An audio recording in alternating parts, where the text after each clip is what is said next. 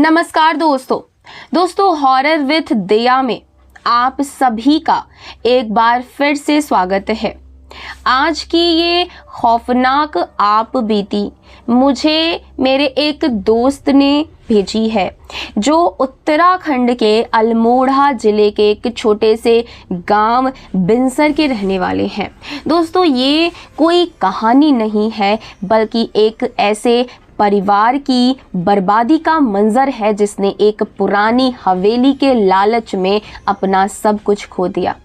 इस आपबीती को सुनने के बाद शायद आप भी किसी पुरानी इमारत को देखने का नजरिया बदल लेंगे। तो चलिए बिना देर किए शुरू करते हैं आज की ये रूह कंपा देने वाली दास्तां। लेकिन उससे पहले अगर आपने अभी तक हमारे चैनल को सब्सक्राइब नहीं किया है तो अभी कर लें और इस वीडियो को लाइक और शेयर ज़रूर करें, ताकि ये सच्ची आपबीती और लोगों तक भी पहुंच सके। ये बात है साल 2012 की। मेरा एक जानने वाला दोस्त था रजत अपनी पत्नी मीना, अपनी 6 साल की प्यारी सी बेटी परी और अपने रिटायर्ड फौजी पिता के साथ दिल्ली में रहता था। रजत को शुरू से ही पहाड़ों की शांति बहुत पसंद थी। वो एक ऐसा घर चाहता था जहां वो सुकून से रह सके। किस्मत कहिए या फिर बदकिस्मती, उसे बिनसर गांव के एकदम आखिरी छोर पर एक विशाल पुरानी हवेली के बारे में पता चला। हवेली बहुत पुरानी थी, कम से कम 100 साल पुरानी। पत्थरों की बनी दीवारें थीं, मोटी मोटी लकड़ी की बीम और बड़े बड़े कमरे। सबसे हैरानी की बात ये थी कि इतनी बड़ी हवेली उसे बहुत ही कम कीमत में मिल रही थी। रजत के पिता ने थोड़ा आगाह भी किया था रजत को कि बेटा, पहाड़ों में इतनी बड़ी जगह खाली पड़ी हो तो उसके पीछे कोई ना कोई राज जरूर होता है। पर रजत जोश में था, उसने सबकी बातें अनसुनी कर दी और वो हवेली खरीद ली। अक्टूबर का महीना था जब वो लोग वहाँ शिफ्ट हुए। जिस दिन वो अपना सामान ट्रक से उतार रहे थे, गांव का एक बूढ़ा डाकिया वहाँ से गुजर रहा था। उसने रजत को रुक करके बड़ी ही गौर से देखा और बड़ी भारी आवाज़ में बोला, बेटा, इस हवेली की दीवारों ने बहुत खून पिया है। जहाँ जो भी आया है वो कभी अपनी पूरी उम्र नहीं काट पाया। अगर अपनी मासूम बच्ची की सलामती चाहते हो तो अभी लौट जाओ। रजत ने हंसकर उस बुजुर्ग की बातों को टाल दिया और कहा कि ये सब पुराने ज़माने के वहम हैं। पर उसे क्या पता था कि वो डाकिया उसे मौत की चेतावनी दे रहा था।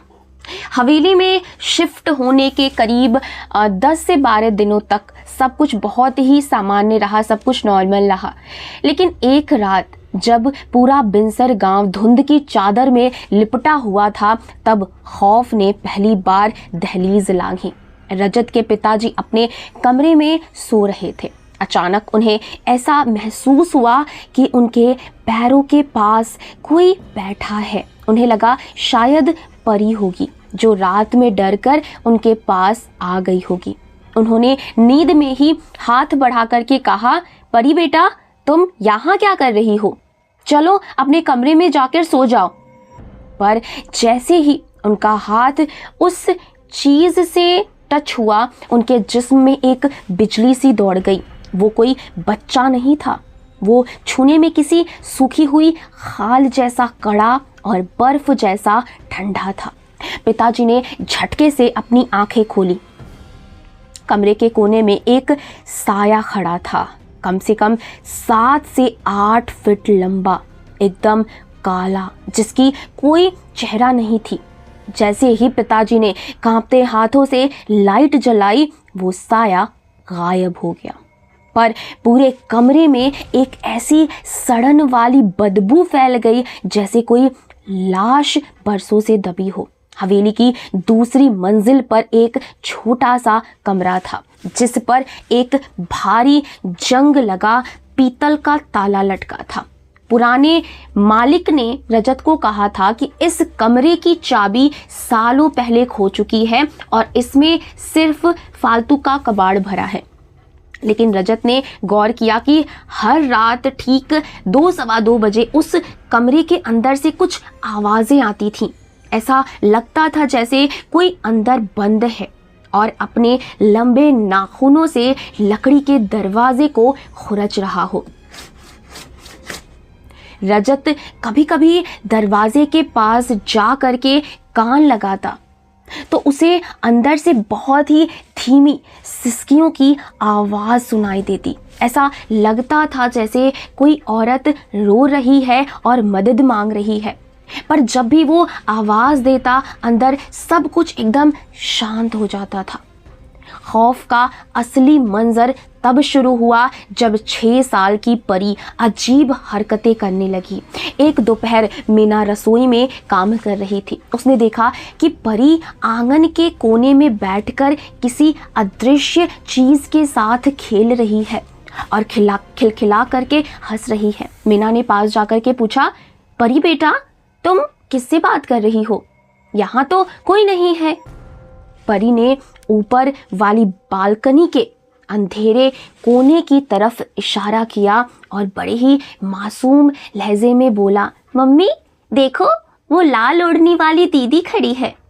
वो कह रही है कि उनका नाम सावित्री है और वो मुझे अपनी पालकी में सैर कराना चाहती हैं। मीना ने जब ऊपर देखा वहां सिवाय धूल और जालों के कुछ भी नहीं था। पर अचानक मीना को ऐसा लगा जैसे कोई अदृश्य हाथ उसके गले को छू करके निकल गया हो। वो डर के मारे कांप उठी और परी को गोद में उठा करके कमरे की तरफ भाग गई। नवंबर की एक रात को पहाड़ों में भयंकर तूफान आया। बिजली चारों तरफ से कड़क रही थी और हवेली की खिड़कियां जोर जोर से आपस में टकरा करके आवाज कर रही थी। रजत के पिताजी की तबीयत अचानक बहुत ज़्यादा खराब हो गई। वो बिस्तर पर पड़े पड़े छटपटा रहे थे और अपने गले को पकड़ रहे थे जैसे कोई उनका गला घोंट रहा हो। उनके गले पर काले और नीले निशान उभर आए थे। रजत ये सब देख करके अपना सुध बुध खो बैठा। उसे लगा कि उस बंद कमरे में ही कोई राज छुपा है।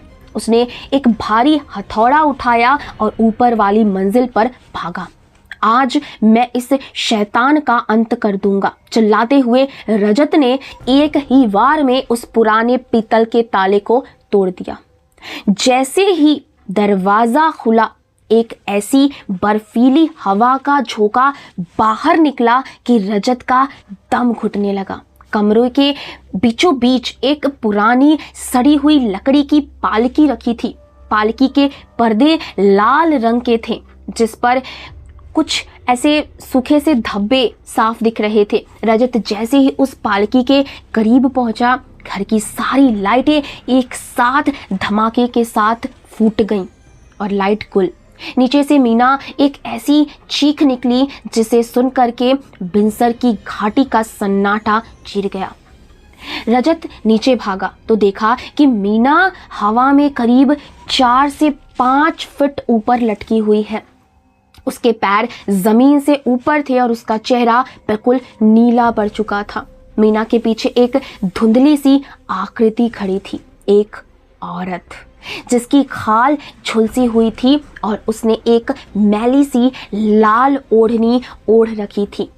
उसकी आंखें एकदम सफ़ेद थीं और उनमें कोई भी पुतली नहीं थी। उस रात के बाद रजत का वो हंसता खेलता परिवार पूरी तरीके से तबाह हो गया। पिताजी की उसी रात मृत्यु हो गई। डॉक्टर दंग थे क्योंकि उनके शरीर का सारा खून जैसे किसी ने अंदर से सोख लिया हो।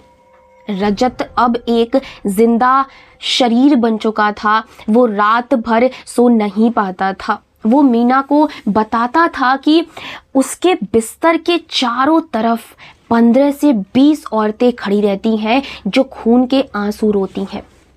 वो कहता था कि वो लाल ओढ़नी वाली औरत हर रात उसके सीने पर बैठ जाती है और अपने लंबे तेज नाखूनों से उसकी छाती खुरचने लगती है।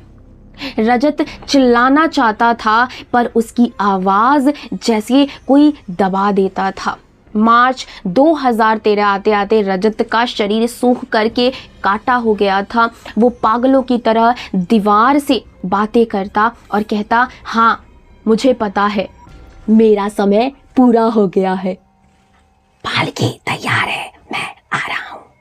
एक सुबह जब मीना ऊपर वाले कमरे में गई तो उसने देखा कि रजत उस पुरानी शापित पालकी के अंदर बैठा हुआ है। उसकी आंखें फटी हुई थी और उसके चेहरे पर एक ऐसा खौफनाक मंजर था जिसे शब्दों में बयां नहीं किया जा सकता। रजत की सांसें रुक चुकी थीं। आज भी वो हवेली बिनसर के पहाड़ों के बीच वैसी ही खड़ी है। गांव वाले कहते हैं कि अमावस की रात को आज भी उस हवेली की ऊपरी खिड़की से एक पुरानी लाल ओढ़नी लहराती हुई दिखाई देती है। मीना और परी उस हादसे के बाद कहाँ गई, किसी को भी खबर नहीं मिली। तो दोस्तों, ये थी आज की खौफनाक आप बीती। अगर आपको ये कहानी पसंद आई हो तो इसे लाइक करें और अपने दोस्तों के साथ शेयर ज़रूर करें। अगर आपके पास भी ऐसी कोई सच्ची घटना है तो मुझे कमेंट्स में ज़रूर बताइएगा। मिलते हैं अगली वीडियो में एक और नई और सच्ची आप बीती के साथ। तब तक अपना और अपने परिवार का ख्याल रखें और मेरा इंतज़ार करिएगा। अंधेरे से बच करके रहिएगा। Bye bye, take care.